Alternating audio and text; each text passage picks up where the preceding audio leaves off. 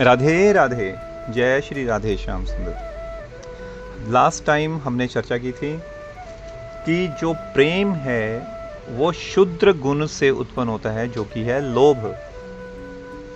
लोभ से ही प्रेम उत्पन्न होता है।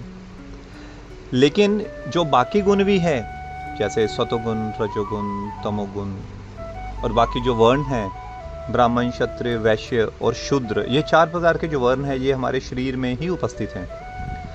और ये चारों वर्णों में भी प्रेम उत्पन्न होने के कारण बनते हैं। जैसे कि जो लोभ है, लोभ से जो प्रेम उत्पन्न होता है, ये अनायास ही उत्पन्न होता है। कि लोभ से किसी वस्तु का लोभ हो गया कि मुझे ये वस्तु चाहिए, चाहे वो धन हो, आकर्षक वस्तु हो, ठीक है, मान, समाज में मान सम्मान की इच्छा हो, बढ़िया खाना पीना, चाहे वो भगवान के प्रति भी हो लोभ, तो वो प्रेम जो लोभ से उत्पन्न होता है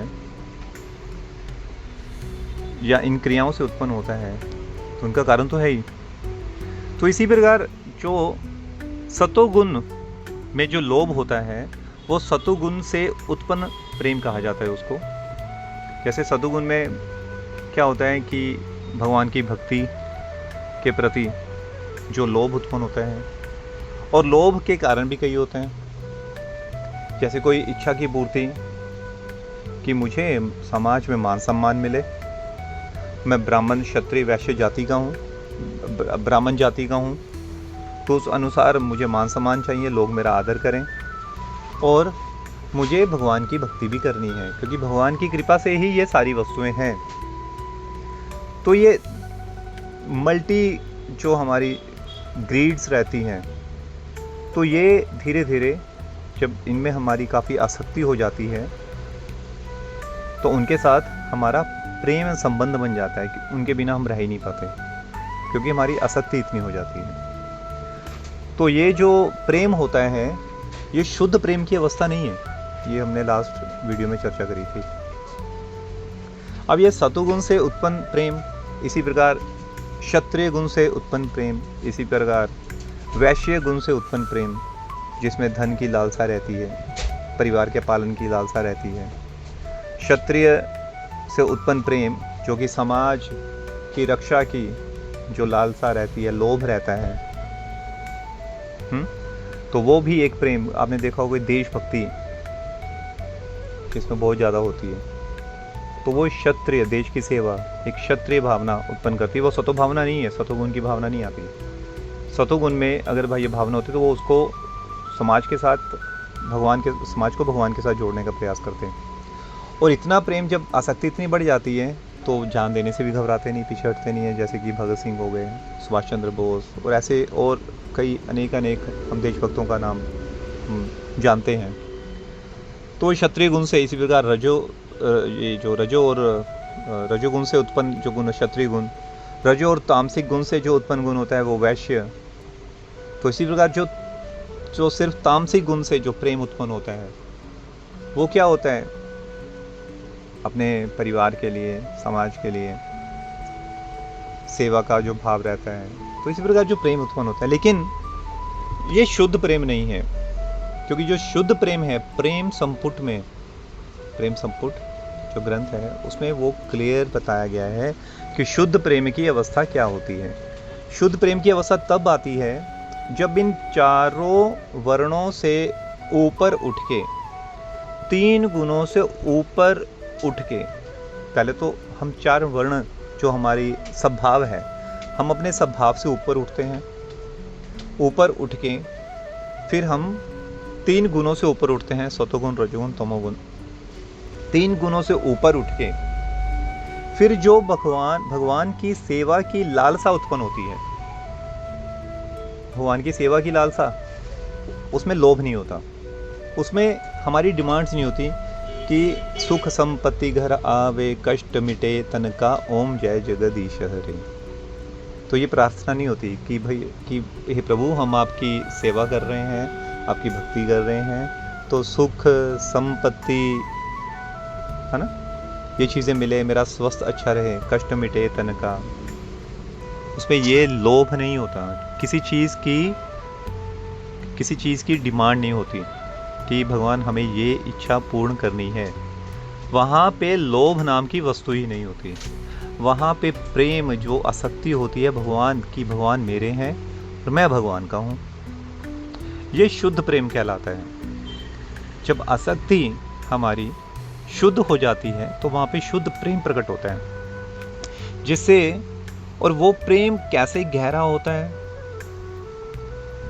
उस प्रेम तक पहुँचने का रास्ता क्या है, उस प्रेम तक अनायास ही पहुँचा जा सकता है।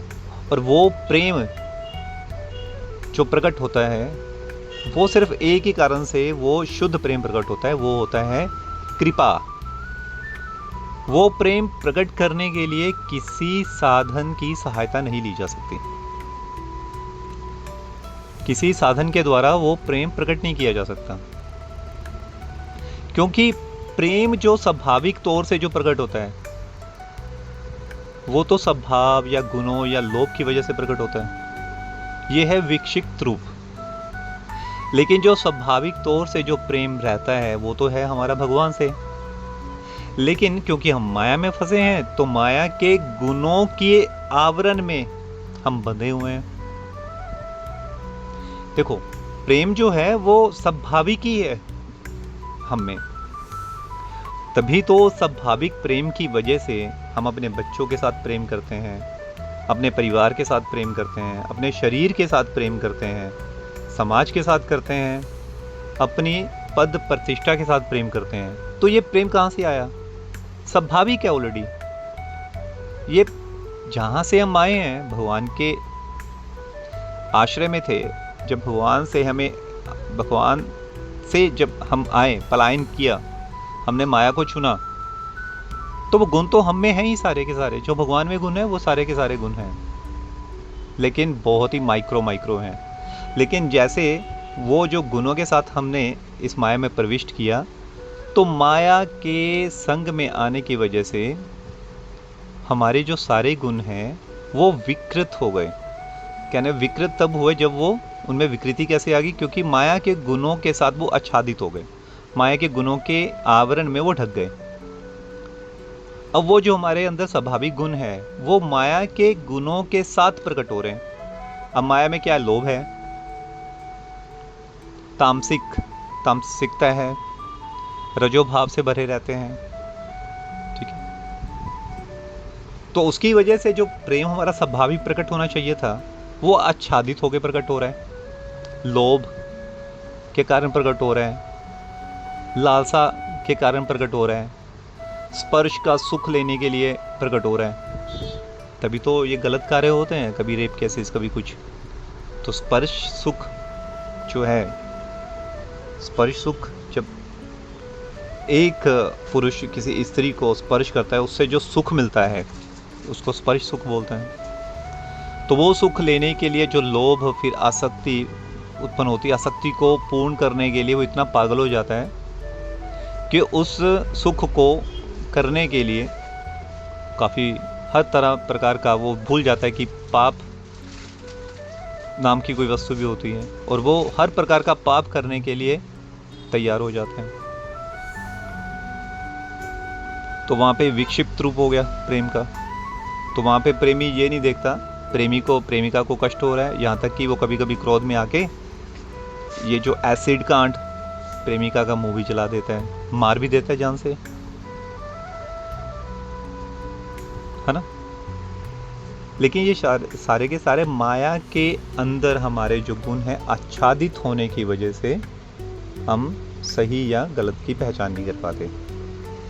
तो यहाँ पे प्रश्न होता है, तो हमारा जो स्वाभाविक प्रेम है तो वो तो अंदर हमारे अंदर स्वाभाविक प्रेम है ही, तो उसको प्रकट क्या किसी साधन के द्वारा किया जा सकता है? साधन इसमें नहीं प्रयोग होता है, यह स्वाभाविक ही प्रकट होता है। स्वाभाविक कैसे प्रकट होता है? ये होता है कृपा से। अब कृपा कैसे? अब कृपा ऐसे अनायास कृपा भी हो जाती है जब भगवान की इच्छा हो, लेकिन वो उसके पुरानी जो पिछले जन्म की सुकृतियां होती हैं, अनायास ही कृपा हो जाती है। लेकिन सभी पे अनायास कृपा होगी ये भी संभव नहीं है। तो सभी पे अनायास कृपा अगर नहीं होगी तब हमें क्या साधन करना होगा? यहाँ पे पहले जैसे बताया कि शुद्ध प्रेम जो है वो कृपा से ही होगा, लेकिन कृपा पात्र बनने के लिए हमारे महापुरुषों ने कहा है, कृपा पात्र बनने के लिए हमें साधन करना पड़ेगा। आया समझ में? प्रेम जो है वो शुद्ध प्रेम है, वो कृपा से ही मिलेगा, वो साधन के द्वारा नहीं मिल सकता। लेकिन कृपा पात्र होने के लिए हमें साधन करना पड़ेगा। कृपा पात्र मतलब जैसे कि कहा गया है कि शेरनी का जो दूध है वो स्वर्ण के पात्र में ही इकट्ठा किया जा सकता है। जैसे स्वर्ण का सोने से बना हुआ कोई कटोरा या कोई पात्र जिसमें दूध को रखना हो, स्वर्ण के पात्र में ही इकट्ठा किया जा सकता है। अन्य किसी पात्र में अगर शेरनी का दूध डाला जाए वो दूध फट जाता है। तो इसका मतलब शेरनी का दूध एक उपयुक्त पात्र में ही इकट्ठा होता है। तो हमें जो पात्र बनना है ताकि वो प्रेम रूपी कृपा हम पे हो सके, हमें वो कृपा पात्र बनना पड़ेगा। मतलब हमें उस कृपा को प्राप्त करने के लिए वैसा बनना पड़ेगा।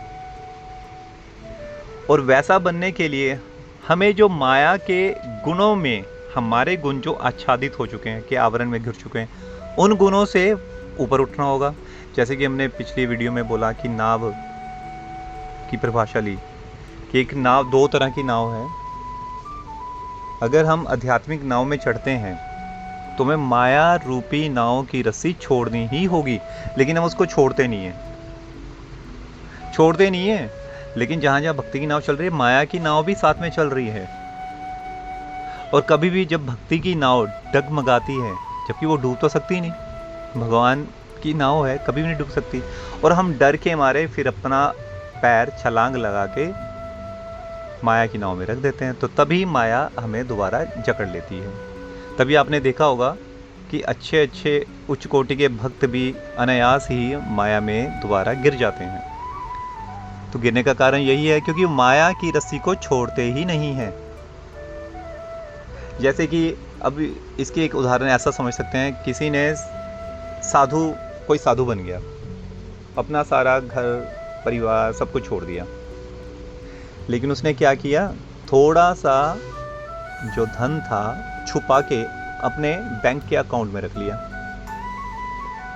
और वहाँ पे सभी को बता दिया, सभी को दिखा दिया कि मैं देखो, मैं तो सिर्फ एक लंगोट में ही घूमता हूँ, मेरे पास एक बर्तन है, कमंडल है जिसमें मैं खाना खाता हूँ, और मेरे पास कुछ भी नहीं है, ना तो छत है ना पैरों में जूती है। लेकिन उसने चुपके से अपना धन जो है एक अकाउंट में रखा हुआ है। किस लिए? ताकि कभी बीमारी हो, कभी कुछ हो तो पता नहीं मेरे को भिक्षा में धन मिलेगा या मेरा कोई इलाज करवाएगा, क्योंकि मैं तो यहाँ पे विरक्त रूप में अकेले ही रहता हूँ, कहीं बीमार हो गया तो मैं अपनी औषधि का कुछ तो अरेंज करना चाहिए मुझे। अब वो वहाँ पे क्या है, वहाँ पे वो साथ में है, तो वो भक्ति की नाव में सवार, लेकिन माया रूपी नाव को वो साथ साथ खे रहा है। लेकिन जैसे ही भगवान ने परीक्षा ली, थोड़ी सी भक्ति की नाव डगमगाई, वो फटाफट उसने छलांग लगाई, माया रूपी नाव में चढ़ गया, जहाँ पे उसने बैंक बैलेंस रखा हुआ था सहायता करने के लिए, वहीं पे उसका पतन हो जाता है।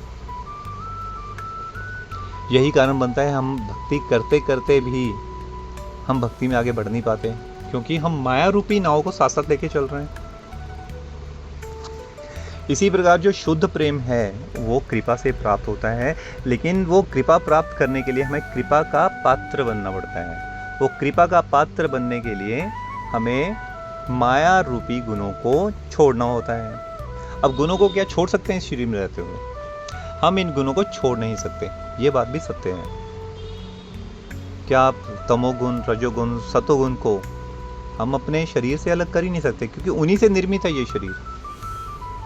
और जैसे कि हमने लास्ट वीडियो में चर्चा करी थी, ये सारे के सारे गुण एक शरीर को चलाने के लिए आवश्यक होते हैं। निद्रा आवश्यक है, अपने शरीर की रक्षा आवश्यक है, जो कि रजोगुण में आती है, निद्रा तमोगुण में आती है। सतोगुण में हमें अपना संबंध भगवान के साथ जोड़ना है, और इसके लिए एक सूक्ष्म लोभ रहता है कि भगवान हमें आपकी कृपा की आवश्यकता है, तो हम उसमें भी तो डिमांड ही कर रहे हैं ना भगवान से, भगवान हमें आपकी कृपा चाहिए, हमें अपना बना लो भगवान, डिमांड ही कर रहे हैं ना, अपना बना लो, बोल रहे हैं ना भगवान हमें अपना बना लो, हमारी रक्षा कीजिए, इस माया से निकालिए। तो ये तीन गुणों के बिना शरीर तो चल ही नहीं सकता।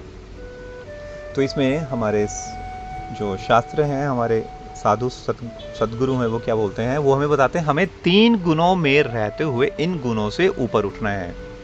जैसे लास्ट वीडियो में बताया था कि ये जो हमारा स्वभाव है वो 3 गुणों से बनता है, कम ज़्यादा के ग्राफ से, किसी में सतगुण ज़्यादा, किसी में तमोगुण कम, किसी में सतगुण रजोगुण ज़्यादा, ऐसा अलग अलग ऐसे गुण मिलते मिलते हमारा स्वभाव बनता है। तो हमारे शास्त्र बताते हैं हमें इन तीनों गुणों से ऊपर उठना है। मीन्स अपने मन में भक्ति भगवान के प्रति आसक्ति इतनी बढ़ा लेनी है कि इन 3 गुणों के जो प्रभाव हमारे शरीर में हैं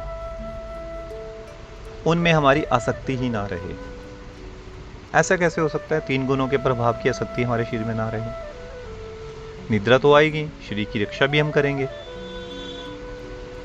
सतोगुण भगवान के साथ संबंध को भी हम जानेंगे, ऐसा कैसे?